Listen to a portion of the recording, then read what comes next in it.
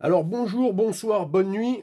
On s'en fout, on est sur internet, tout dépend de quand vous tomberez sur cette vidéo. Alors, dernière petite vidéo d'une série de 5 qui survolait les 5C. La première était sur l'eau, puis le feu, puis les couvrants, les cordes, cordages, fil, ficelle, et la dernière sera sur les lames. Cette vidéo n'a pas pour vocation de vous présenter ma collection ou tout autre gadget exotique, mais plutôt 8 familles qui, pour moi, ont leur utilité dans un contexte de d'émerde, je dirais. Alors, tout d'abord, certaines personnes estiment qu'une seule lame suffit. C'est leur point de vue, c'est un point de vue qui n'est pas le mien. Je vais vous donner un exemple. Si vous faites un petit peu de bricolage, de mécanique par exemple, et que vous avez besoin d'une pince, vous allez ouvrir votre tiroir à pince de votre caisse à outils, et selon ce que vous avez à faire, dénuder du câble, sertir une cosse, ou même couper du câble ou quoi que ce soit, vous n'allez pas utiliser la même pince pour le même travail. Tout simplement parce que vous allez faire un travail de dégueulasse si c'est pas le bon outil, et deuxièmement, vous allez augmenter le risque de dangerosité de l'outil. Et pour moi, les lames, étant donné que ce sont des outils, le mauvais outil utilisé pour le mauvais travail va augmenter le degré de dangerosité de l'outil. Les lames sont des outils à très haut degré de dangerosité. Voilà pour la petite introduction. Alors, commençons tout d'abord, première famille. Pour moi, les lames dites de coupe de précision. Cutter, scalpel, à la rigueur, le petit rasoir coupe-chou. Mais disons que dans un contexte de démerde, on peut éventuellement en éliminer quelques-uns.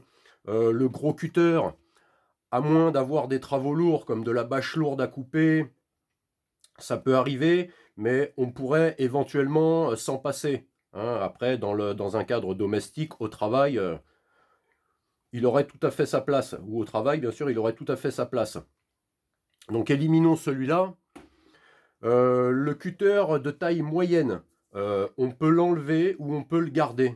Ça dépend un peu aussi de la place qu'on a. Mais il aurait aussi tout à fait sa place dans un contexte de débrouille. Couper toutes sortes de toiles, de tissus, de bâches, pour avoir un travail propre, net, précis, et limiter le risque de dangerosité. Bien sûr, si je dois couper du tissu de la bâche et que je sors une grande lame, j'augmente le risque de dangerosité. Ce sera peut-être plus judicieux d'utiliser un cutter. Le rasoir type coupe-chou, bon bah toujours des coupes précises, nettes, propres. On peut s'en servir bien sûr pour se raser. Faut savoir s'en servir, sans ça on va finir avec la tronche écorchée. Mais je vais dire qu'on pourrait l'enlever aussi. Le scalpel, coupe nette, propre, droite, précise, chirurgicale. À moins d'avoir à opérer son pote dans la pampa, lui extraire l'appendicite, je dirais. Il n'est peut-être pas utile d'avoir le scalpel sur soi. Donc celui-ci, j'ai dit, on peut le garder ou l'enlever. C'est en fonction de la place, en fonction de la personne. Et gardons juste le petit cutter, petit modèle. Lame fine, profilée, coupe droite, nette, précise. On est presque au niveau du scalpel. On n'y est pas, mais on atteint presque le niveau du scalpel avec ce genre de lame. Je vois des personnes qui remplacent le couteau dans leur EDC urbain par le petit cutter. J'arrive à comprendre la logique, même si ça limite le champ des possibles, je dirais. Mais bon, quand il s'agit de couper un petit fil qui dépasse sur un habit, couper de la corde, couper du scotch, des tout petits travaux, j'arrive à comprendre le pourquoi du comment, de par son faible encombrement, bien sûr. Mais dans certains cas de figure, il est plus judicieux d'utiliser le cutter. On en revient à découper de la toile, du tissu, de la bâche ou quoi que ce soit. Utiliser une grande lame n'est pas approprié et va augmenter, encore une fois, on en vient à l'augmentation du degré de dangerosité. Les cutters ont un degré de dangerosité quand même accru. On se rate, on se coupe le doigt, on peut aller très très profond. Donc voilà pour la première grande famille de coupant, le coupant de précision. Hein. Le petit cutter peut aussi vous servir à extraire l'appendicite de votre pote dans la pampa. Hein. Un coup de flamme pour désinfecter la lame et on ouvre tranquille. Hein. Je tiens à préciser que je plaisante avant qu'on me tombe dessus. Mais bon, vous comprenez très bien dans quel cas de figure la lame de coupe de précision aura son utilité. Donc première grande famille, les lames pour les coupes de précision. Deuxième grande famille, les ciseaux. Alors souvent, on omet les ciseaux, hein. On les oublie, on n'y pense pas, alors que les ciseaux, en tant que lame, ont leurs travaux dédiés même, je dirais. Hein. Si vous voulez couper encore, on en revient à la bâche, au tissu, à la toile. Les ciseaux type Jesco, moi je les ai toujours sur moi. C'est une paire de ciseaux qui est dans mon trauma kit. Elles ont été étudiées et prévues pour découper de la toile, du tissu ou quoi que ce soit. C'est utilisé dans les cas d'urgence pour aller par exemple découper le falzar d'un mec sans risquer de lui causer d'autres blessures grâce à sa petite talonnette sous les ciseaux. Avec ça on coupe tout, hein. On arrive même à couper de la bâche assez épaisse. Moi j'ai déjà découpé des pantalons de travail avec, des chaussures en cuir de travail. J'ai même essayé sur des bottes en caoutchouc. Ça demande un peu plus d'effort, mais c'est possible. Hein. La taille du manche par rapport à la taille des lames, il y a une démultiplication de l'effort. Il n'y a pas besoin de forcer beaucoup pour aller couper même des toiles épaisses. Ça a été prévu pour, ça a été étudié pour. Ensuite, les autres ciseaux, hein, plus classiques. Bon là, petit ciseau, grande poignée, petite lame, on en revient encore à la démultiplication. Grosse force sur les lames. Ciseaux classiques, hein, pointus. Beaucoup de cas de figure où il est moins dangereux d'utiliser des ciseaux que de sortir une lame, encore une fois. Utilisez les bons outils en fonction du travail que vous avez à faire. Vous limiterez le degré de dangerosité. Toujours pareil. Vous avez attrapé des petits poissons que vous voulez vous faire griller au barbecue, là. Vous lui collez ça dans le fion, vous l'ouvrez jusqu'en haut de la tête, vous le videz sans prendre aucun risque. Dans le travail chez les poissonniers, on utilise beaucoup le ciseau. Ce n'est pas pour rien. Plutôt que de sortir une lame en ouvrant un petit poisson et de ripper et de se la foutre dans la paume de la main, le ciseau va limiter grandement le danger pour les travails de ce genre, quoi. Donc voilà, grande famille. Les ciseaux, on les oublie souvent, on n'y pense pas, alors qu'ils ont toute leur place.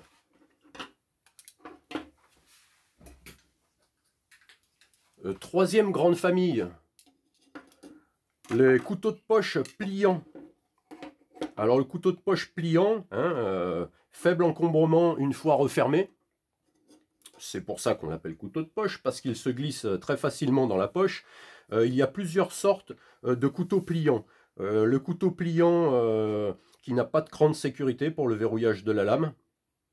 Alors celui-ci, beaucoup plus réservé pour manger, hein, couper du pain, couper son fromage, étaler son pâté, couper du saucisson. À la rigueur, découper un bout de ficelle, hein, mais j'irai pas plus loin.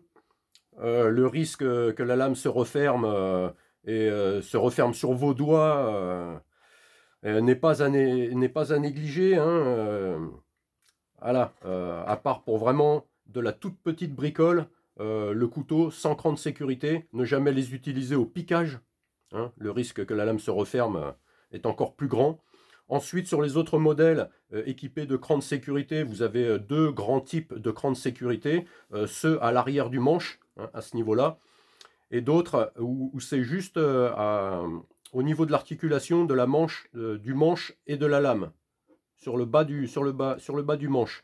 L'avantage de ces couteaux, c'est qu'ils peuvent être ouverts ou refermés d'une seule main. Des fois, on a une autre main occupée, on va chercher le couteau dans la poche, et ça évite de poser ce qu'on a dans l'autre main pour pouvoir l'ouvrir. Alors que ces modèles-là, on est un peu obligé à moins d'appuyer dessus et de le refermer sur son pantalon, c'est un peu plus difficile de le manipuler d'une main. Pour le manipuler d'une main, il faut qu'il soit équipé de ces petits taquets là, sur les côtés. Il y a des petits taquets sur l'arrière de la lame qui vous permet avec le pouce d'ouvrir ou de fermer la lame. Un à gauche, un à droite, c'est bien pour les gauchers. Comme pour les droitiers, j'appelle ça petit taquet, mais je suppose que dans le vocabulaire des couteliers, ça a un nom particulier. Hein. Si quelqu'un le connaît, qu'il le mette en commentaire, ça me permettra de me coucher moins con ce soir.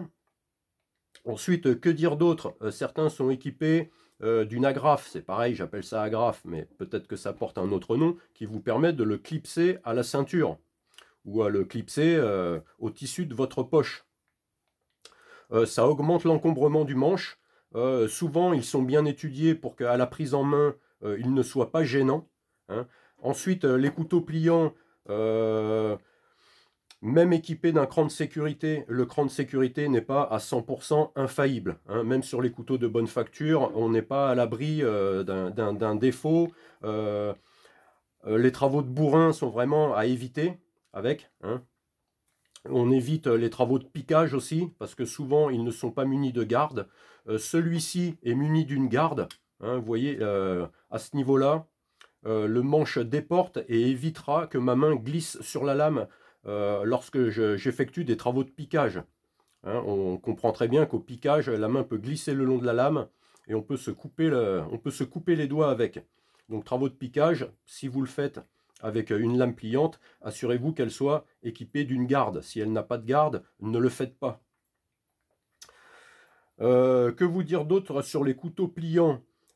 Pour moi, une lame de 10 cm, hein, comme sur ces deux modèles, ou une lame même de 9 cm, comme celui-ci, me semble suffisant. Hein. Après, bien sûr, les lames plus grandes augmentent le champ des possibles, je dirais. Mais pour moi, 9 à 10 cm est amplement suffisant. Si vous avez les moyens, je sais qu'aujourd'hui, on vit à une époque où c'est difficile pour beaucoup de monde de faire des petits investissements quelconques. Si vous avez les moyens, mettez un petit peu d'argent dans votre couteau pliant. Parce que c'est sûrement comme moi le couteau que vous utiliserez le plus. Hein, pour n'importe quelle petite bricole, on l'utilise. Couper de la corde, tailler des petits piquets, même couper son fromage ou quoi que ce soit. C'est le couteau qu'on utilise le plus. Et donc ce sera le plus sollicité. Moi par exemple, celui-ci, je l'ai acheté à l'âge de mes 20 ans. Je ne vais pas vous donner mon âge, mais ça fait bien plus de 20 ans que je l'ai. Je lui ai tout fait subir, hein. J'ai ouvert des boîtes de conserve, je lui en ai mis plein la tête et il fonctionne encore très bien. Le cran de sécurité marche très bien, il n'y a aucun impact sur la lame et c'est sûrement dû au fait que j'y ai mis un petit peu d'argent. Hein. Il y a de très bonnes chaînes sur YouTube qui présentent les couteaux. Ce sont un petit peu des spécialistes des couteaux, c'est leur dada, ils ne font que de ça. Peut-être aller consulter leurs vidéos avant de faire le choix d'un couteau pliant serait une bonne chose. Hein. Peut-être que ça vous aiderait.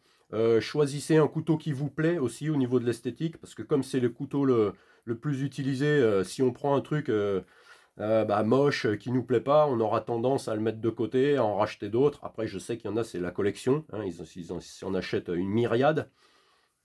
Mais essayez de trouver quelque chose qui vous plaît.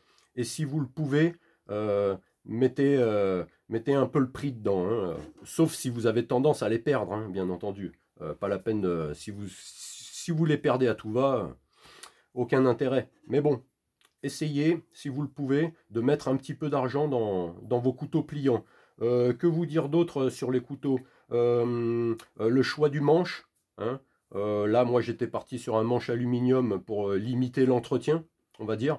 Il y en a qui préfèrent le confort du bois, je comprends tout à fait. Bah, ça va vous demander un peu plus d'entretien, hein, de suivi, et il va falloir le traiter de temps en temps, le huiler. Comme surtout vos coupants, s'ils sont équipés de manches bois, sachez que ça va demander beaucoup plus de suivi, quoi. Alors, je pense que j'ai fait le tour pour les petits couteaux pliants. Hein. C'était la troisième grande famille.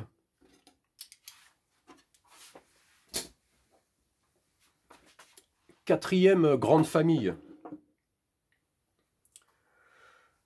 Le couteau multilame, style couteau suisse, et le multitool, hein, équipé pas que de coupants, mais aussi d'une batterie de petits outils, hein, tournevis plat, tournevis cruciforme. Encore faut-il tomber sur la bonne vis pour le bon tournevis.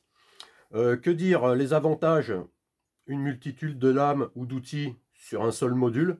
Hein, le côté un petit peu pratique, le poinçon, l'ouvre-boîte, la scie, le tire-bouchon, bien entendu, un indispensable. Après, les inconvénients, pour des travaux plus lourds ou spécifiques, c'est pas l'idéal. Hein. Je pense à la scie à bois, par exemple. Si j'ai un petit truc à faire, couper une petite section ou quoi que ce soit, ça fera très bien l'affaire. Mais si j'ai un travail un peu plus intensif, on n'est pas dans l'idéal.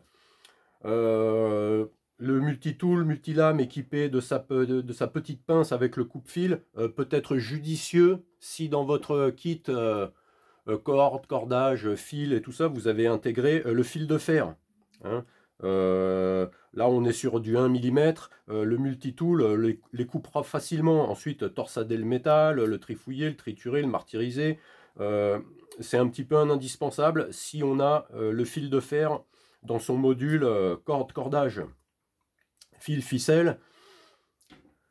Après, j'aurais pu aussi vous parler comme coupant de la tenaille, hein, qui irait plus du côté des pinces, tout l'outil. Hein, si par hasard vous trouvez un morceau de grillage et que vous voulez bricoler avec, la section est quand même plus grosse, plus la gaine en plastique.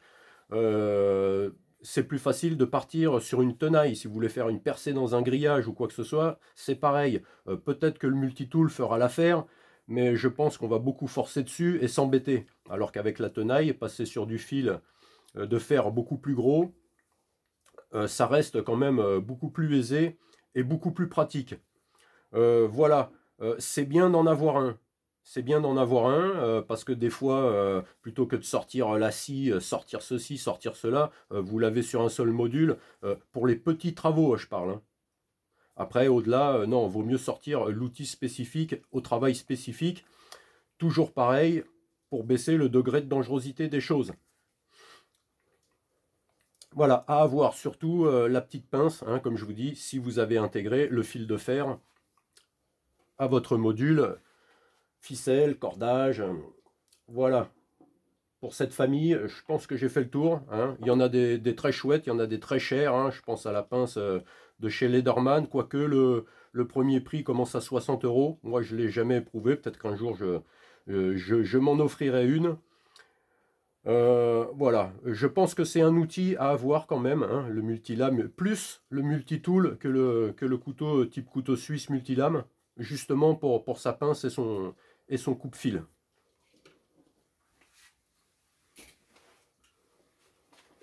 Ensuite, autre grande famille, les lames fixes. Alors les lames fixes, plus utilisées pour un travail de bourrin, hein, je vais dire, là où le pliant n'offre pas assez de robustesse. Dès qu'on doit vraiment chahuter la lame, l'utiliser un petit peu en levier, les gros travaux de piquage, il vaut mieux, pour limiter le degré de dangerosité, de passer sur une lame fixe. Alors les lames fixes, celui-ci, vous êtes sur une lame de 15 cm. Pour ma part, de 15 à 20 cm, je n'ai jamais eu besoin de plus long. Hein, on va dire. Ensuite, bien sûr, plus il est grand, plus il est encombrant et plus il est lourd. Mais pour moi, 15 à 20 cm, ça me suffit. Prendre un couteau de Rambo de 30-35 cm avec des dentelures sur le dessus, hormis pour un achat coup de cœur ou de la collection, je n'en ai jamais eu l'utilité. Après, c'est vrai que plus la lame est grande, plus ça ouvre le champ des possibles, bien sûr. Hein. Plus petit sur une lame de 10 cm, couteau bien connu que beaucoup reconnaîtront, hein, le fameux couteau suédois Mora. Lame très épaisse, hein, vous pouvez l'utiliser pour faire du bâtonnage, vous pouvez le chahuter dans tous les sens, faire des leviers avec. Faire des leviers, je m'entends, hein, il ne s'agit pas d'utiliser comme une baramine, hein, vous allez le casser. Bien sûr, dans une certaine limite, les leviers avec. Aucun risque que la lame se referme sur vos doigts. Hein, pas de cran de sécurité, rien du tout. Pour l'utiliser au piquage, assurez-vous qu'il ait une garde. Hein, qui évitera que les doigts glissent sur la lame.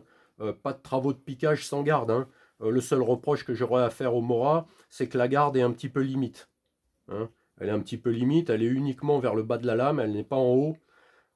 J'évite les travaux de piquage avec le Mora. Seconde chose que j'aurais à la rigueur à lui reprocher, c'est la taille de sa lame, hein, peut-être un peu courte, 10 cm, malgré que des fois il n'y a pas besoin de sortir une lame de 15 à 20 cm. Mais excellent rapport qualité-prix, hein, très difficilement égalable.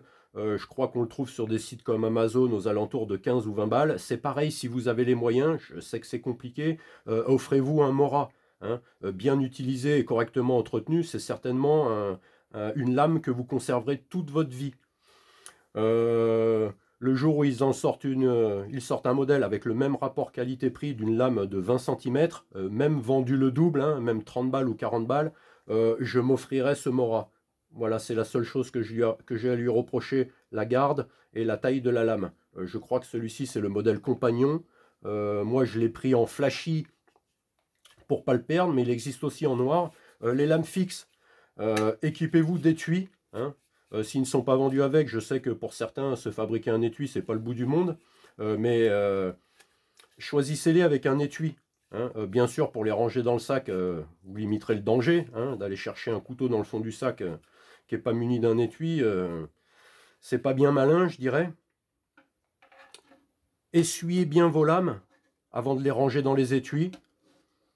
Essuyez-les, nettoyez-les. Les couteaux d'acier de moyenne qualité ont tendance à se piquer facilement si on ne les essuie pas, si on ne les nettoie pas correctement.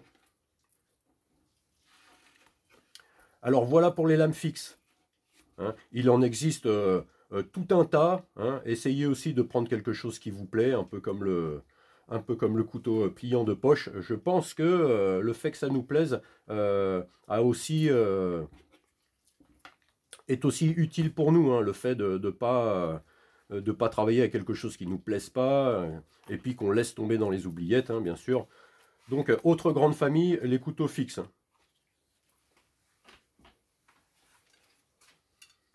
Sixième grande famille, les scies. Ici, une scie à bois pliante, hein. Vous les trouvez aussi en lame fixe, mais c'est beaucoup plus encombrant. Après, pour le jardin, la maison, pourquoi pas une lame fixe. Le fait que la lame soit fixe, il y a plus de robustesse, on va dire. J'aurais pu aussi vous parler de la scie à métaux, hein, qui aurait aussi tout à fait sa place dans un contexte de débrouille. Mais pour moi, personnellement, j'ai jamais eu besoin d'une scie à métaux pour m'évader, scier les barreaux d'une prison ou quoi que ce soit. Je n'en ai jamais eu besoin, mais la scie à métaux aurait tout à fait sa place dans un contexte de débrouille. Donc ici, une scie pliante.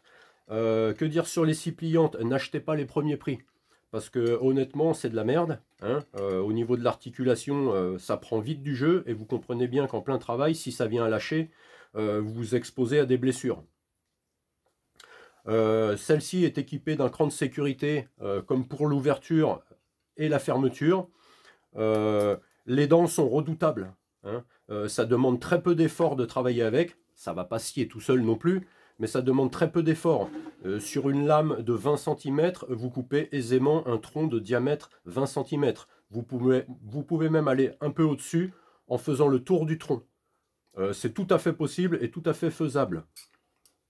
Donc comme je vous dis, hein, lame avec des dents très efficaces. Très efficaces.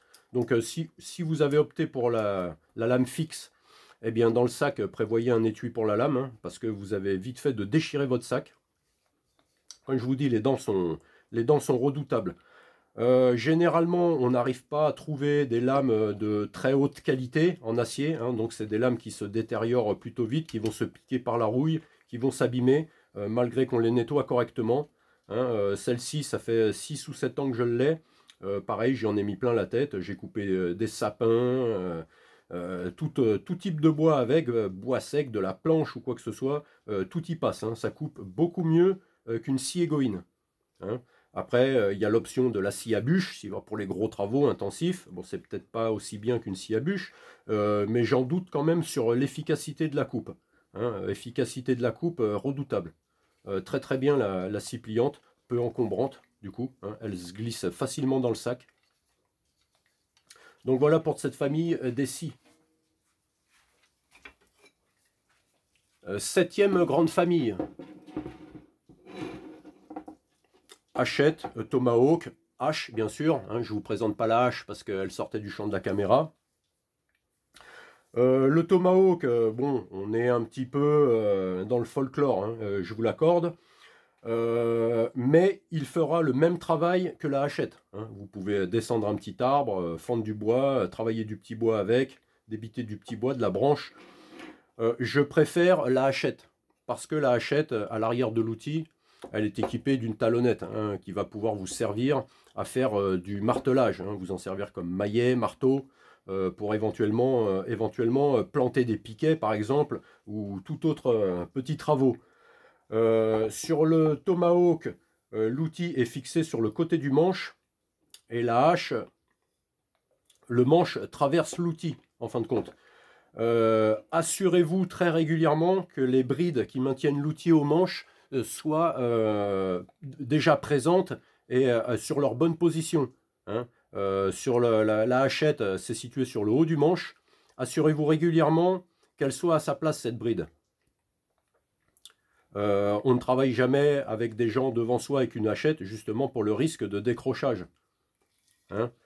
Sur le tomahawk, il y a une bride. Hop, c'est sur la tranche du manche. Là, ce sont deux vis BTR. Assurez-vous régulièrement de leur bon serrage, de leur bon positionnement, que vous n'en ayez pas perdu une, parce que lors de l'amorce du coup au-dessus de votre tête, si l'outil lâche, c'est pile ou face. Hein. Avec de la chance, ça retombe à côté de vous. Avec pas de chance, ça vous retombe sur la tête. Si ça tombe du bon côté, vous aurez quand même de sacrées blessures. Et si ça tombe du côté du tranchant, vous vous fendez le crâne. Vous fendez le crâne facilement. Là, on monte en degré de dangerosité, on monte quand même d'un cran. Hein. Un doigt mal placé, il saute. Hein. Un coup mal orienté, ou on rip ou quoi que ce soit, ça vous finit dans la rotule. Vous pouvez finir infirme. Donc, on ne confie pas ces outils, on ne les prête pas à un enfant ou à un abruti. Hein. On arrive tout à fait et aisément à comprendre pourquoi. On monte en degré de dangerosité. Hein. La hache, hachette, tomahawk. Bon, comme je vous dis, hein, le tomahawk, c'est un peu plus folklore, c'était plus un achat coup de cœur. Mais il fera le même travail que la hachette, hormis la talonnette à l'arrière de l'outil, qu'il manque un peu.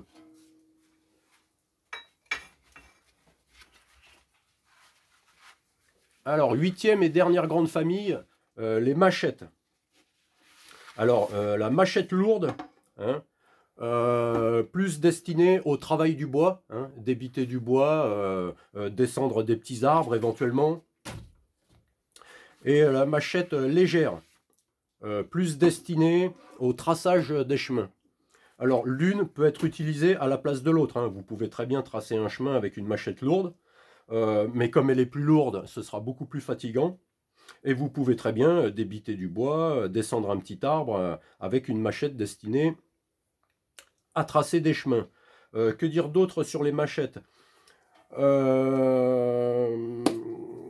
part le manche hein, synthétique, bois, si vous êtes en milieu humide ou quoi que ce soit, c'est mieux de privilégier le manche synthétique. Je sais que les achats sur internet c'est pas possible, mais vérifiez la prise en main du manche. Il faut avoir une excellente prise en main. Vu la force des coups qu'on applique avec les machettes, il ne s'agirait pas de la perdre la machette. Alors certaines sont équipées d'un petit trou en bas de manche où vous pouvez éventuellement installer une dragonne, mais en cas de perte de l'outil, le fait d'avoir la dragonne autour de la poignée peut rabattre la lame sur vous. Donc la dragonne, pour contre, moi personnellement, je n'installe pas de dragonne sur ces outils-là.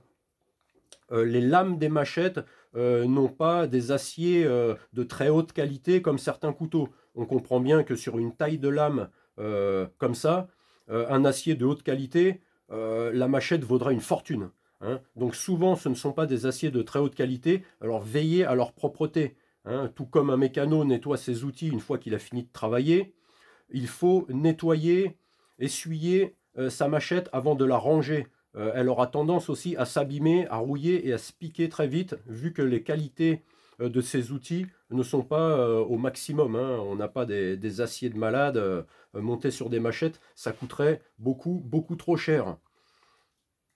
Ensuite, la polyvalence de la machette. Hein. Avec une machette, on peut quasiment tout faire. C'est un des seuls outils où vous pouvez tracer votre chemin. Vous pouvez tracer un chemin avec une hachette, mais c'est pas le bon outil. Ce sera possible, mais très chiant.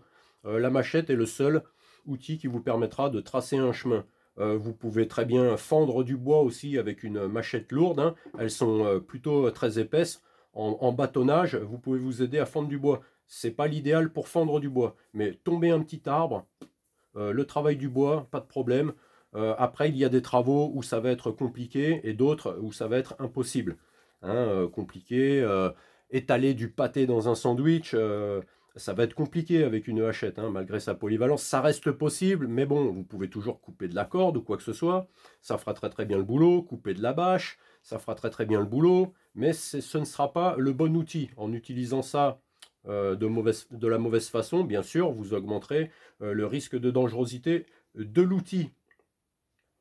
Que vous dire d'autre sur les machettes, hein, moi, comme je vous dis, hein, grande polyvalence. Si on devait m'obliger à ne posséder qu'une seule lame, je pense que j'opterais pour la machette, justement pour sa polyvalence. Hein, malgré que ce soit chiant de se couper du camembert avec ou quoi que ce soit. Après, il y a des choses complètement impossibles. Hein, ouvrir des huîtres, hein, par exemple. Hein. Non, mais c'est une connerie, il fallait bien que j'en sorte une. Ouvrir des huîtres, ce n'est pas possible. Hein. Ou alors vous tapez dessus, vous les cassez, mais vous allez bouffer de la coquille. Voilà pour les machettes. Hein. Voilà pour les 8 grandes familles. La machette, que dire d'autre, bon, chasse aux zombies, hein, bien entendu. Hein. Au niveau de la défense passive, c'est très dissuasif. Hein.